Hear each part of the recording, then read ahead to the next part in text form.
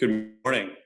My name is Clark Lauritsen, and this is my wife, Emily. And this year we are very pleased to be the chairs of the United Way 2020 campaign. And welcome to the Kickoff meeting. Thank you, everyone. We wish we could all be together, but we're looking forward to a successful campaign this year. And thank you so much. We have 471 people registered this morning, which is just amazing. And we thank you for your support. And we look forward to working together this year and, again, having a successful campaign. So thank you.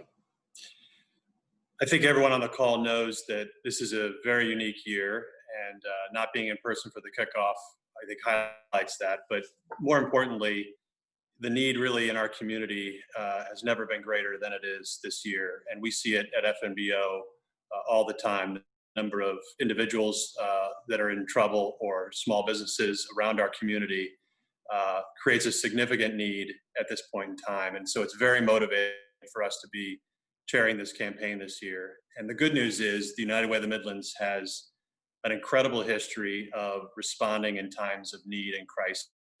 Last year with the flooding was a great example, but there are many other examples of this outstanding organization with a great staff and leadership and board that can really do so much so quickly and disperse funds to those most in need. And they are doing that right now.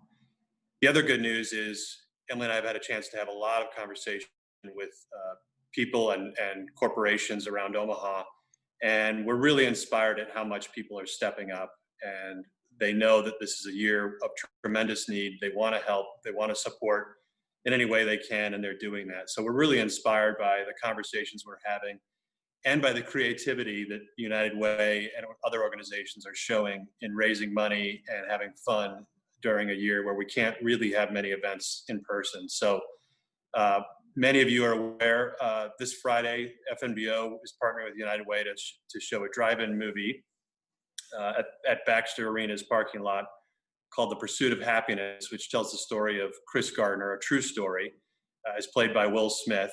And the story is about Chris and his son who were homeless and in difficult circumstances and how they overcame those circumstances.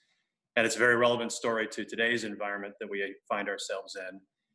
Chris will actually be participating on September 23rd in person in an online event like this, where we'll hear from him and hear his story directly. So please, if you haven't already, look for that event and join us on September 23rd or this Friday for the movie.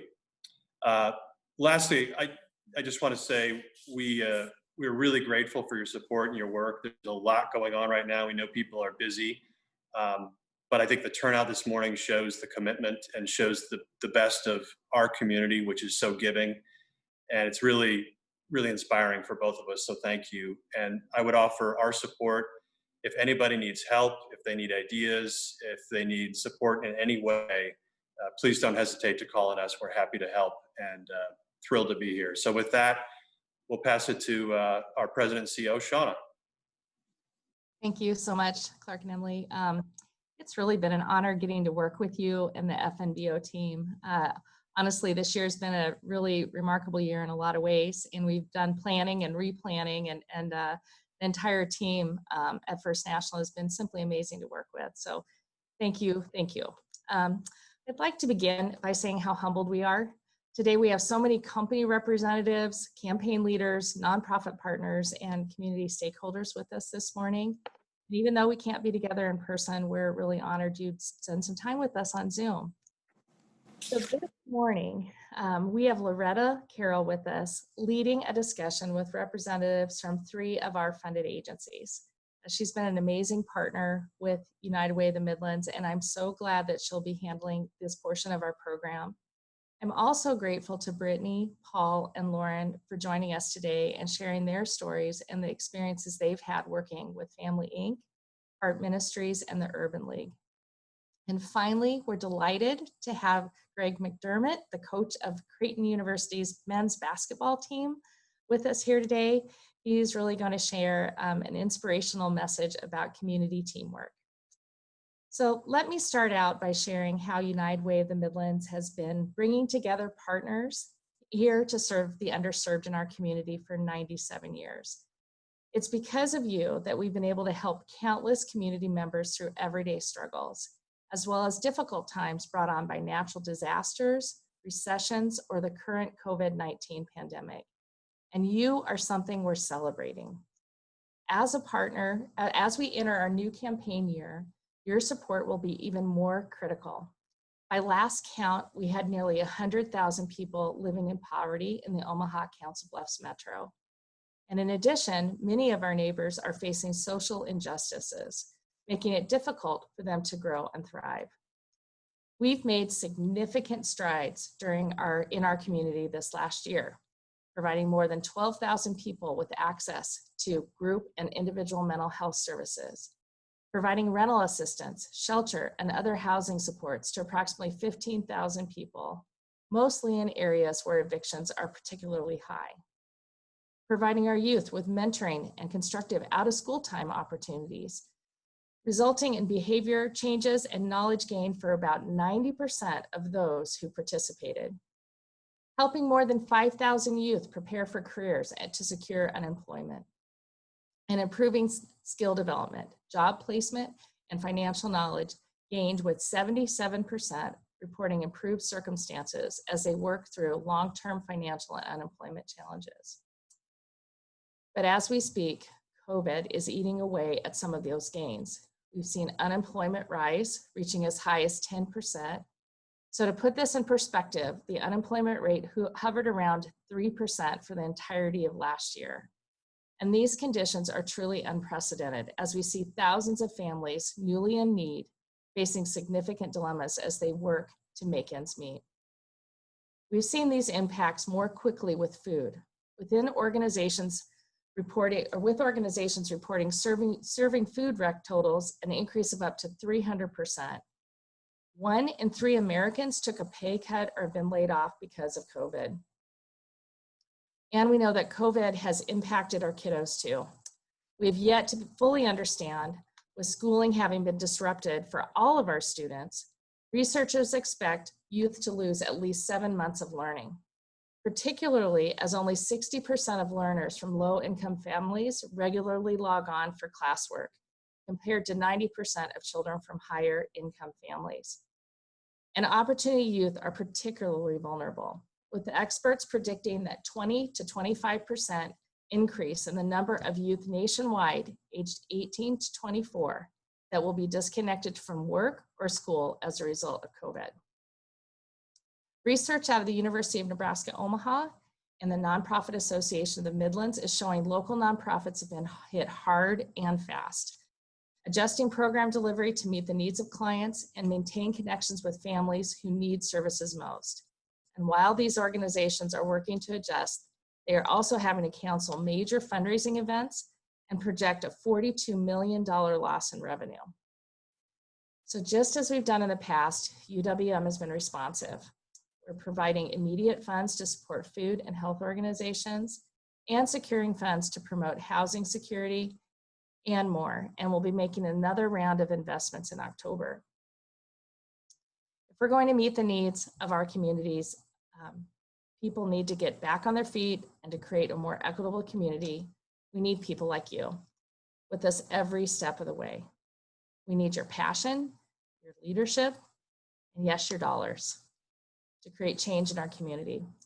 With your support, United Way of the Midlands can continue to assess the needs in the metro that are most pressing and which ones are going unseen or unmet. And we can ensure donor dollars are funding nonprofit programs that will efficiently meet those needs. Together, these nonprofits can continue to form a circle of support for our neighbors with access to basic needs, education, and financial stability supports. Our neighbors will be better equipped to address multiple problems at once and to regain stability. So as you can see, we can do great things together. And I believe there's no community that knows this better than ours. We've seen it time and time again here in the Omaha Council Bluffs community. People are willing to reach out with a helping hand, to give from the heart, and to work together towards a common goal. With the support of our partner organizations, the agencies we're privileged to work with, and everyone here today, I'm confident we will rise and meet the challenges before us.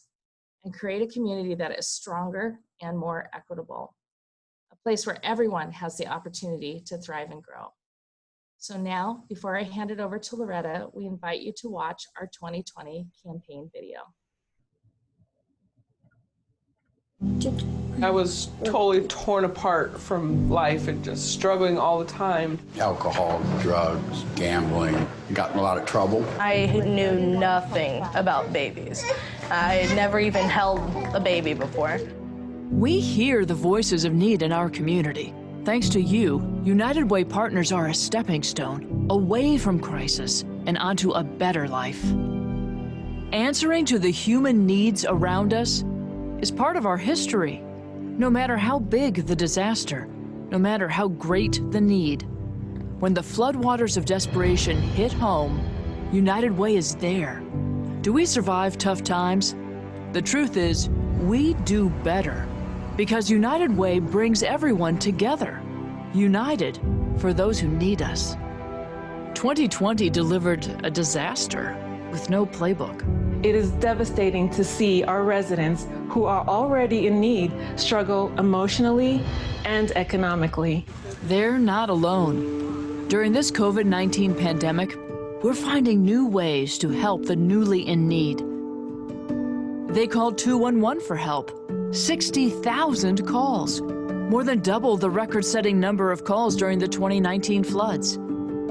United Way partners answered the call, and volunteers stepped up community-wide. We're serving almost 4 times as many people with a week's supply of groceries, all without any contact. So everyone's able to practice social distancing, and we're still able to meet the need of the community. Food insecurity impacts more than 100,000 people. That's at least 1 in every 5 children. And now the need for food has skyrocketed. The road to recovery for a lot of our friends and families in Omaha is going to be long. This is not over anytime soon. COVID tripled our normally low jobless rate. As our local economy recovers, thousands of people are out of work for the first time in their lives, and some lost reliable childcare along with their jobs. United Way is here for the newly in need. Your help, whatever you can give, makes a difference. The pandemic has also created a housing crisis and a health crisis, which highlights long-standing disparities for those at greatest risk. United Way is working with community partners to reach the underserved, address injustice, and build a more inclusive community. Join the conversation with your coworkers and be a part of change. Every single one of our kids has all of the skills and the strength necessary to succeed. Did you know some of our young people could lose up to a year's worth of learning in this pandemic? You support United Way partners who work with students one-on-one so that doesn't happen. We're not going to change the world unless we have young people held up and able to be successful. When you support United Way, you do make a difference right here in our community. United Way is here, no matter how great the need. We hope you are too, because we do our best work together. Give today.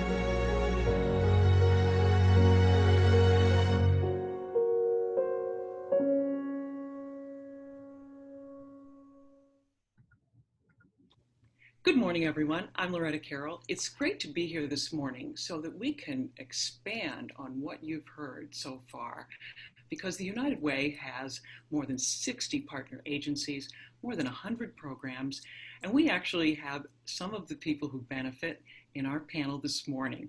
Let me introduce Paul. He has done work overcoming drug addiction and worked with the Heart Ministry Center, and it's changed his life. Brittany works with Family Inc., and she is a young mom with 2 children. Her husband is retired military on disability. They came through some really difficult struggles. And Lauren is a student at Burke High School, and through a relationship with the Urban League, some amazing opportunities came her way. We'll be talking about all of that this morning, and I thank the panel for being here this morning. And welcome to you all. I think Paul and I have talked about this a little bit, but there are times in life for many people in our community when things seem somewhat bleak. And I think, Paul, you could start by just telling us about the 18 years in your life and how things can change. Okay. Hi, Laura. Thanks, Laura. Okay, so I grew up in a really good neighborhood with really good education, and so I was able to hide a little bit with my crime for a long time. Most of the crime I did at first was credit card stuff and kind of con artist kind of stuff. As time went on, I found myself in a higher level of crime, working with much more dangerous criminals, and I saw a lot of horrible things. And Paul, during this time, I mean, you were dealing with some serious substance abuse and addiction yourself the entire time. When you talk about crime, it was all tied together, right? Yeah, methamphetamine, cocaine, all IV, heroin. That went on for a really, really, really long time, and in and out of jail for a really, really long time. So that's how your story started. Let's bring Brittany in too, because she too, I mean, Brittany, I think you told me when you arrived in Iowa, you had a young child, and you were pregnant, and your husband was out of the military on a medical disability and struggling with some PTSD, and you just didn't have. It must have been a very, very tough time for your family, even though you really wanted to be here where you thought your family could get a good start. Yeah. After my husband was medically retired, we got a giant pay cut, and we had to move to Iowa just so our kids can have a better life. My husband was in for 11 and a half years, and he was a firefighter, so he had severe PTSD on top of his own medical problems from the job. And we were living in a basement when we first got here. And the hospital that we go to introduced to Family Inc. around that time to get us started, because he was 2 and I was 30 weeks pregnant when we came here. I mean, we want to talk about that in detail, but I want to bring Lauren into the conversation too, because she is our youngest panel member. And Lauren, I think you described yourself as a great student, and you've always loved learning. But you suddenly found opportunities that you didn't know existed. Tell us about that. Okay, so my sophomore year, or going into my sophomore year, I was introduced to the Urban League through my church, and I started off with the STEAM Academy. So like I said, it was the science, technology, engineering, agriculture, art/mathematics field. And once I was in there, like quickly I became an ambassador for the Urban League. And with that, they let me go to so many different events. So within the STEAM Academy, I got to meet women who were in that field, and usually they were women of color. So I got to have like so many different experiences that otherwise I wouldn't have gotten. And it was really nice, because that way it made me feel like I could do those things as well. Afterwards, I also got to do like a Princeton leadership program, which I did the summer. Before then, I went to the National Urban League Summit, and I got to meet with other like Urban League organizations, and we just talked about like what they did and got more opportunities from there. And then last summer, I went for a Black Votes Matter tour, and I got to travel the South, learning about just African American history and some of the things that have happened in Omaha as well. Mm-hmm.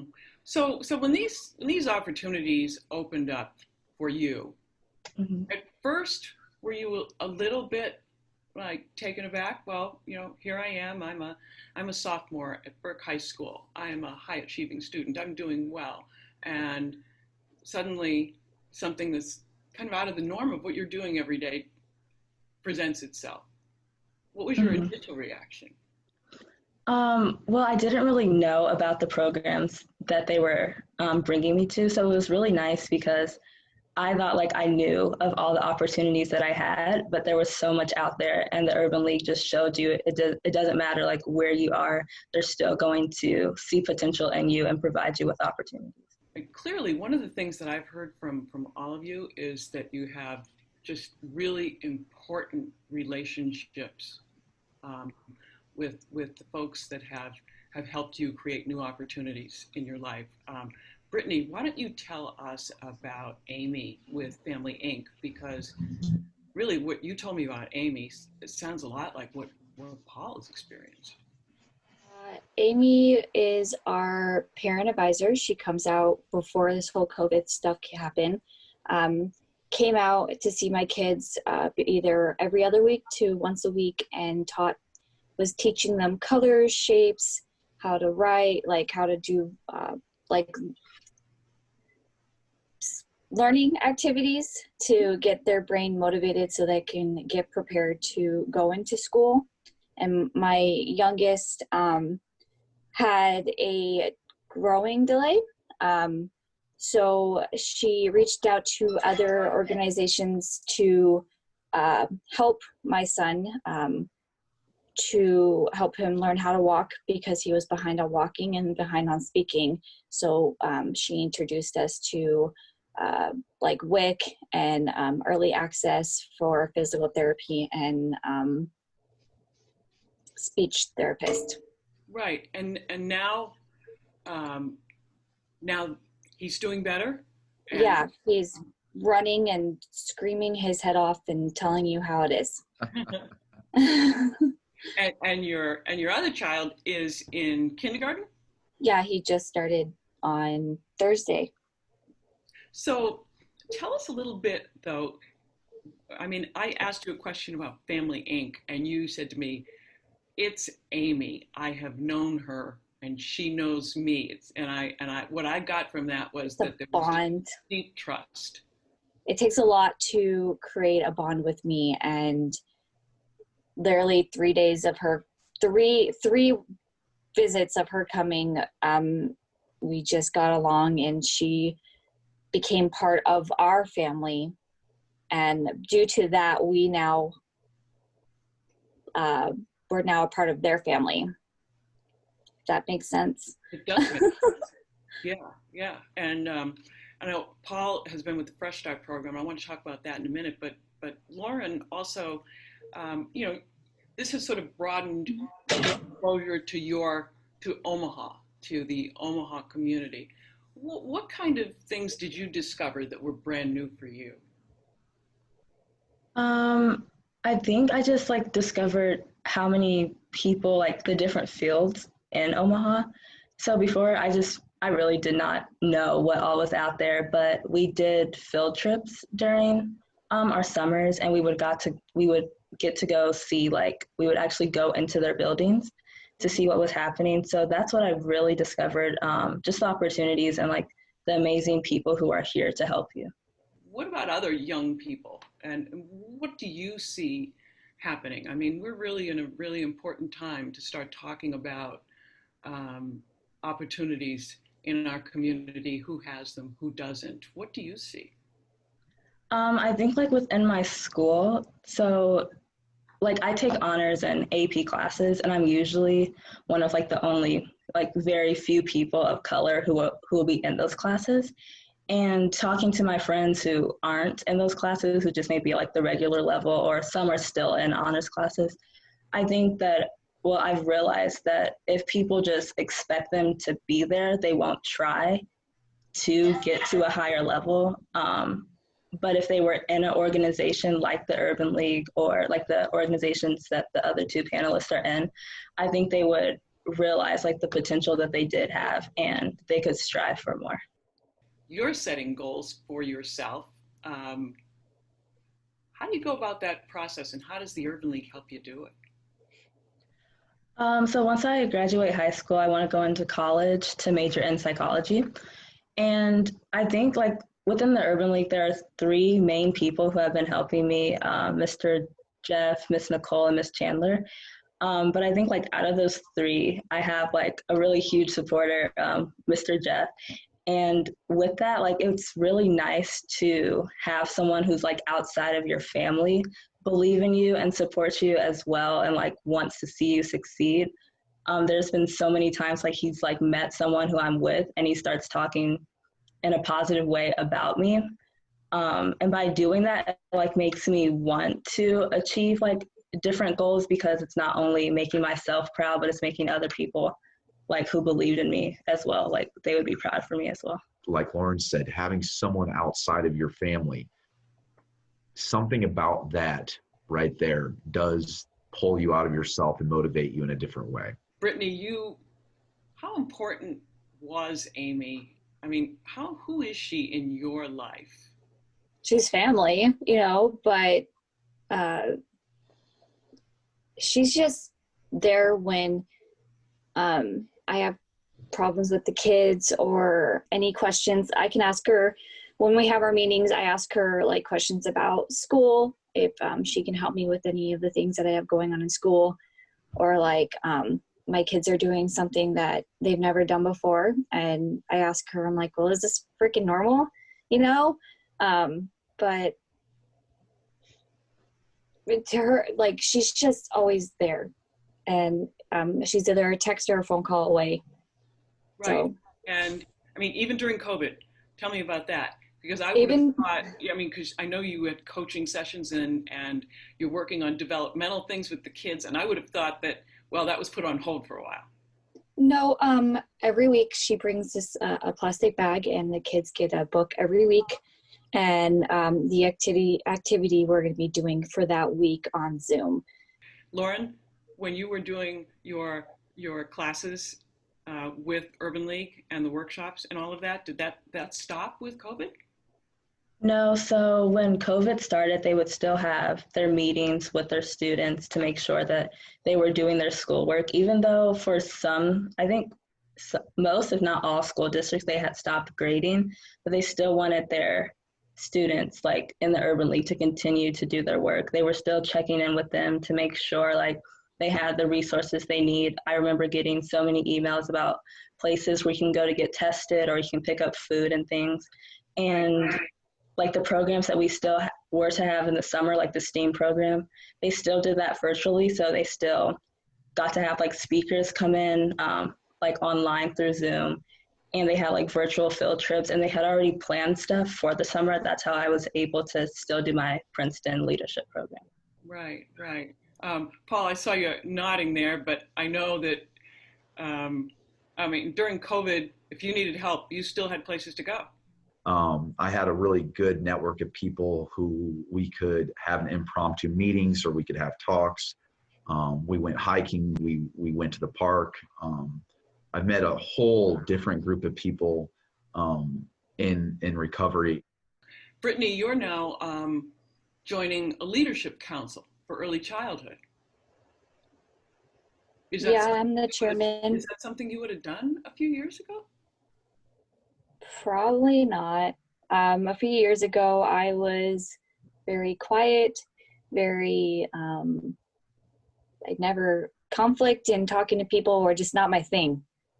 I kind of just was in my own little bubble. And now, today, I am no longer that person. So it feels nice that they gave me that opportunity to do that. So you're all actively reaching out to other people all the time, right? I mean, you know, before we finish our conversation this morning, what do you think more than anything else people need to know, not just about the impact in your life, but really the good work that's being done? Because sometimes when people are at a really tough point, they don't know that help is there, right? Lauren, what's your perspective? You know, you're surrounded by young people who, you know, have a range of, you know, successes and challenges. Are there things that you want them to know? Yeah, I think like the Urban League, they see potential in everyone.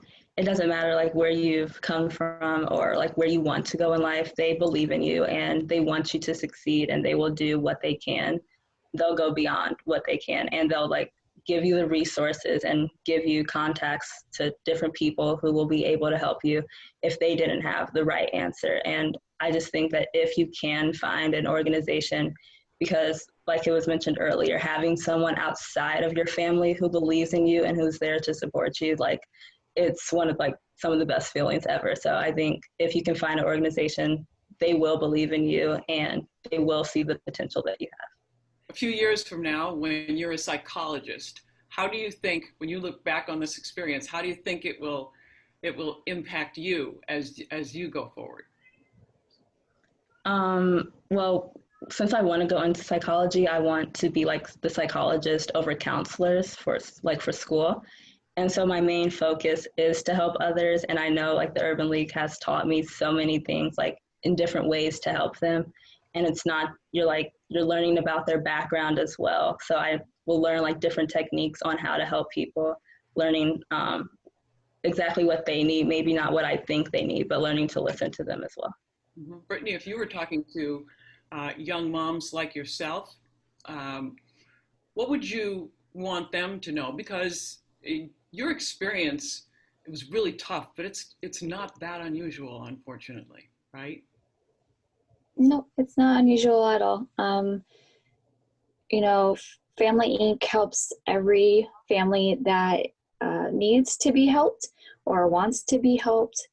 To me, it's a really good organization, and to be a part of it, to help others is a good feeling. Mm-hmm. So, for other young moms, what do they who are having rocky times? What did you find in yourself? I found that anything is possible, and not to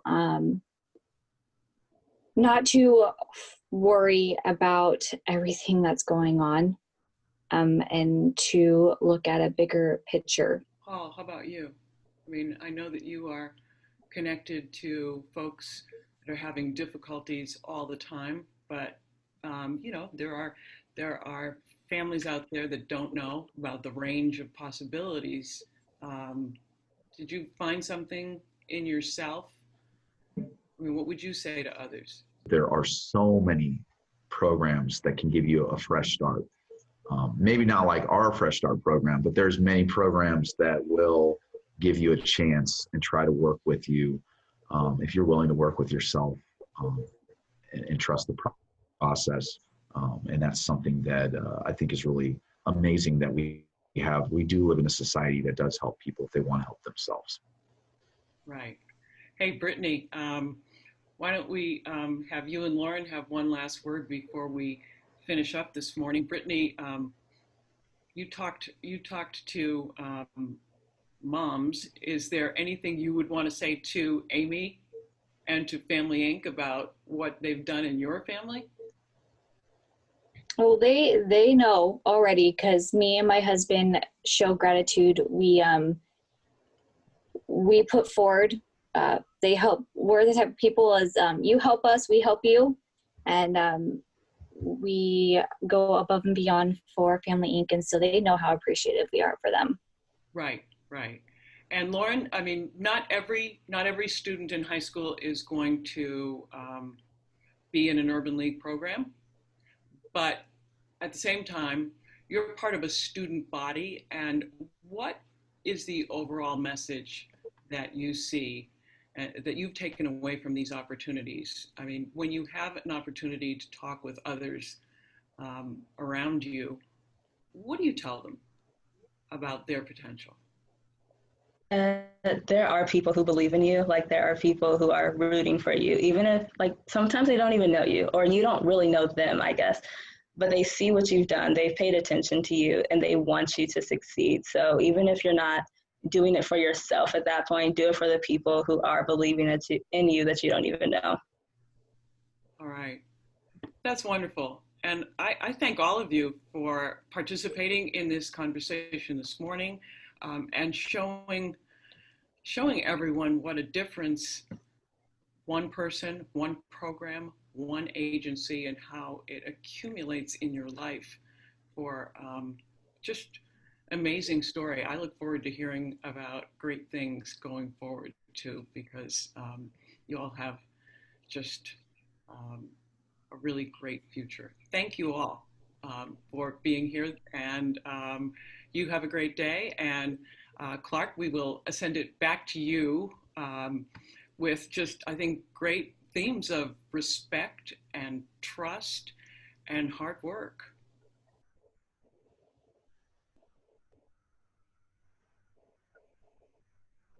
Yeah, thank you, Loretta. And thanks to the three panelists. That was definitely inspiring, and I would say certainly motivating for us to do everything we can for the campaign and those organizations. So thank you for taking that time and sharing your stories. Speaking of inspiration, and perhaps switching gears for a moment here, we've been big fans at FNBO for a long time of Creighton and Creighton Athletics. And so we're really pleased to be able to bring a guest speaker to you today. I think many of you know him well. He doesn't need an introduction, but I am thrilled to be able to introduce for the first time the reigning Big East men's basketball championship coach, Greg McDermott. Greg? Well, thank you, Clark, and it's a privilege and an honor to join you today and share a few words. And you know, we're in a time, as I've shared with my team.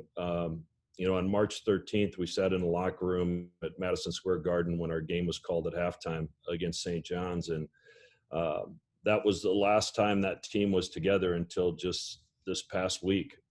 So you know, we're living in a time of where we're going to have to be able to adapt. We're going to have to be able to adjust, and I've really sent a message to our team that things are going to be different this year, and we have to figure out a way to do different better than everybody else. And as I think about this campaign and you know, how important it is, you know, we've always given back to the communities that we live in. It's been important to Teresa and I.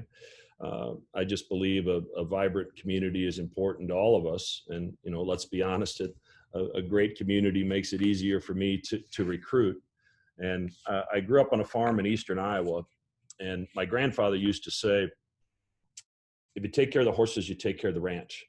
And I really believe in much the same way, supporting those in our community that may not be able to support themselves, that are less fortunate, that need our help, is absolutely necessary for a healthy community. And that's a big reason why Teresa and I have been supporters of United Way since 2010. I've always believed that people, you know, they'll never forget what you say, or they may forget what you say. And they may forget what you do, but they'll never forget how you make them feel. And I really believe that the only thing that matters at the end of the day is, did you do something to help someone's life? And I believe the programs that United Way offers does exactly just that. And it's a big reason that we've been involved in United Way for over a decade. And I believe in the power of a team-based approach. The United Way does an unbelievable job of bringing the right players to the table, develop strategic plans that make the best use out of everybody's strengths. And when this community is working together and is in a strategic way, good things happen. And I think we'll see more wins and more stories like we heard from the three panelists today. I've seen the value of having a cohesive team time and time again throughout my 32 years as a college basketball coach. Clark mentioned we were fortunate to win a Big East championship this year, and I think the power of teamwork was never more evident than it was with this past year's team. We had a late decision the year before by Martine Krompel on June 1st to decide to stay in the NBA draft and pursue a professional career overseas. We had preseason injuries to likely starters Davion Mintz and Jacob Epperson. So the power of people stepping up and getting out of their comfort zone and doing something that maybe wasn't exactly how they had envisioned their role on our team was evident throughout the season, whether it was Damian Jefferson having to slide over and play the center position, or Denzel Mahoney having to do the same thing. Jet Canfield, who was a walk-on that had not played any meaningful minutes for our team in the past, but stepped into a huge role when we defeated Texas Tech, who was ranked 10th in the country at the time, in Las Vegas the night after a terrible loss to San Diego State. So example after example of people doing things that they didn't need to do for the betterment of our team. And really that's what we're talking about today as we attempt to help our community. Obviously there's challenge that our community is facing right now are far greater with much higher stakes than any we could experience on a basketball court. But I think the same principles really apply. We're going to be better if we continue to work together, and that's going to lead me to a story that I like, and it can be a little bit funny, I guess. But a mother was having a hard time getting her son to go to school in the morning, and he said, "Mom, I don't want to go. Nobody in the school likes me. The teachers don't like me. The kids don't like me. The superintendent wants to transfer me. The bus drivers don't like me. The school board wants me to drop out, and the custodian's having it in for me. I just don't want to go to school." And the mother said, but son, you have to go to school. You're healthy. You have a lot to learn. You have something to offer others, and you're a leader. And besides, you're 40 years old and you're the principal, so that you have to go. So, as I think about that story, I think we've all felt like that principal in the above joke. Whether we're a mother or father, whether we're a boss or we're in charge of a, part of our company, whether it's as a husband or a wife, we're in charge, yet the charges that we're responsible for can sometimes be a real challenge. And when you're in a position of leadership, I think leadership always has a price. Obviously it can be full of rewards, but at times the price can be pretty heavy. Everyone expects you in the role of a leader to boost them, but I think at times we ask ourselves, but who boosts us? And you ask yourself the question, why do I have to do so much? And I think the answer to that is really simple. To whom much is given. There's a quote that says, you can judge a man by whether he will ask for a light load or a strong back. And it's really the principle of the principle I just referred to. To whom much is given, much is required. And that's as we make decisions about supporting our community through the United Way. Many of us have been blessed, and that's why we're in a position to try to help our community. And I know many of you have been longtime supporters of the United Way of the Midlands. I applaud you for that. Your dedication and commitment is much appreciated. And as they kick off their 2020 campaign, I think this year, like never before, is a time for us to come together, to give it our all, and to leave it all on the court. This community really needs a win right now. People that are struggling need a win. And please join me and be part of these wins by supporting United Way and encourage others to do the same.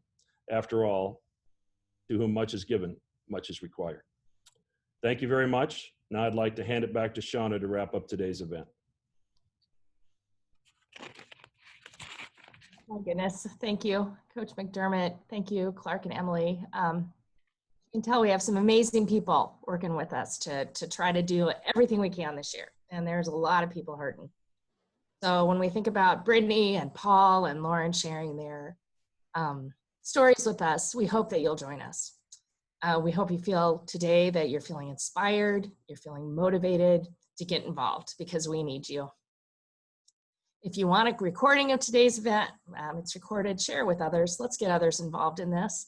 We've got a big and important campaign ahead of us, and we're so appreciative that you were with us this morning. So thank you, everyone. Let's go get it.